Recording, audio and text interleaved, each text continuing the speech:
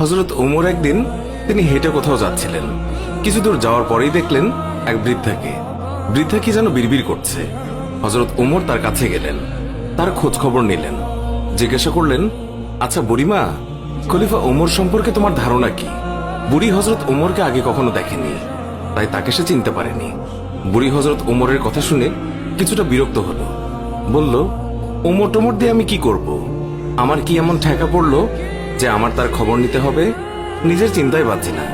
বুড়ির কথাই ছিল রাগ আর অসন্তোষের ছাপ।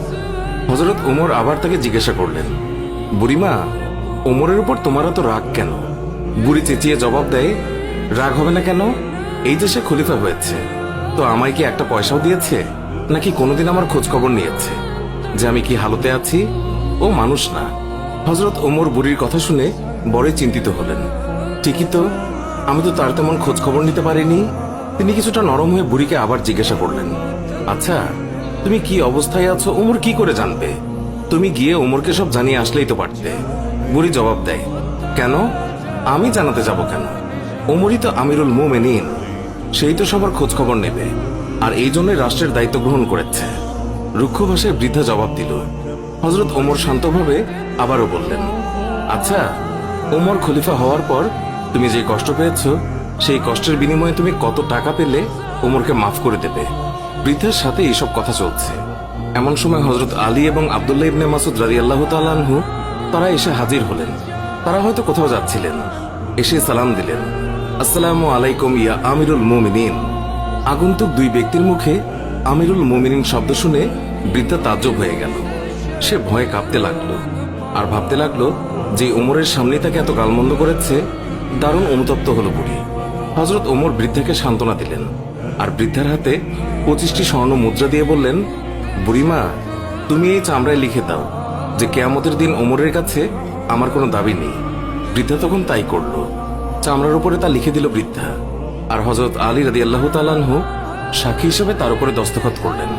হযরত ওমর রাদিয়াল্লাহু তাআলা আনহু মুহাম্মদুর রাসূলুল্লাহ সাল্লাল্লাহু আলাইহি ওয়াসাল্লামকে অনুসরণ করে তালি লাগানো জামা পরতেন।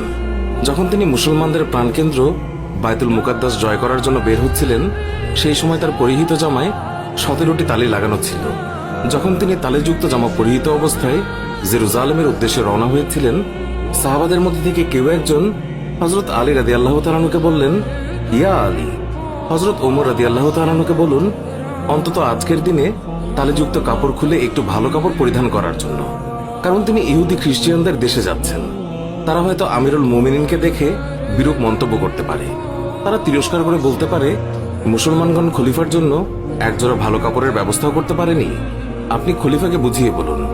সাহাবাদের পিড়াপিড়িতে হযরত আলী রাদিয়াল্লাহু তাআলা আনহু কথাটি বলার জন্য হযরত ওমরের কাছে গেলেন, কিন্তু এমন কথা বলার সাহসী পেলেন না, কারণ হযরত ওমর রাদিয়াল্লাহু তাআলা আনহু তিনি এমনিতেই গরম।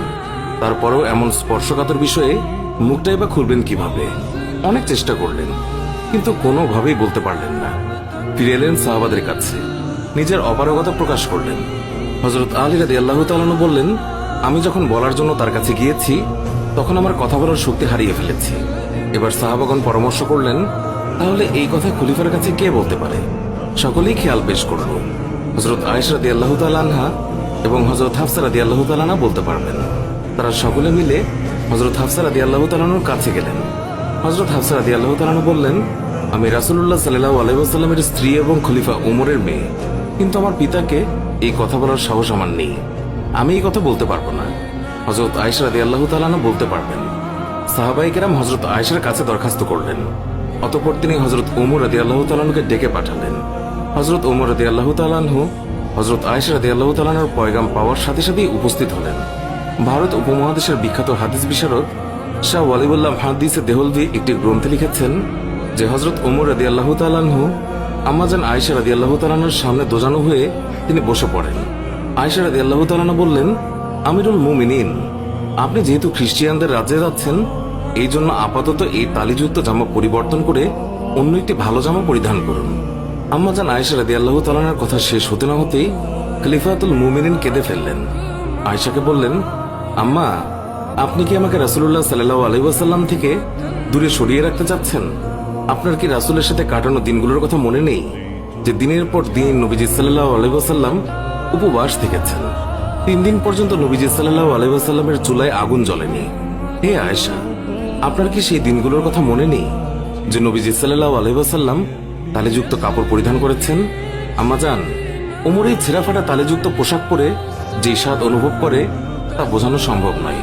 ওমর আর অন্য কিছুতে এমন স্বাদ অনুভব করে না। সিরাতের কিতাবসমূহে লিপিবদ্ধ হয়েছে যে খলিফা হযরত ওমর রাদিয়াল্লাহু তাআলা আনহু যখন রাসূলুল্লাহ সাল্লাল্লাহু আলাইহি ওয়াসাল্লামের অসহায়তার কথা আলোচনা করছিলেন, তখন হযরত আয়েশা এবং হাফসা দুইজনেই অঝরে কাঁদছিলেন। অতঃপর খলিফাতুল মুমিনিন হযরত ওমর রাদিয়াল্লাহু তাআলা আনহু তালিযুক্ত কাপড় পরিধান করেই মুসলমানদের প্রাণকেন্দ্র বাইতুল মুকাদ্দাস বিজয় করার জন্য বের হলেন।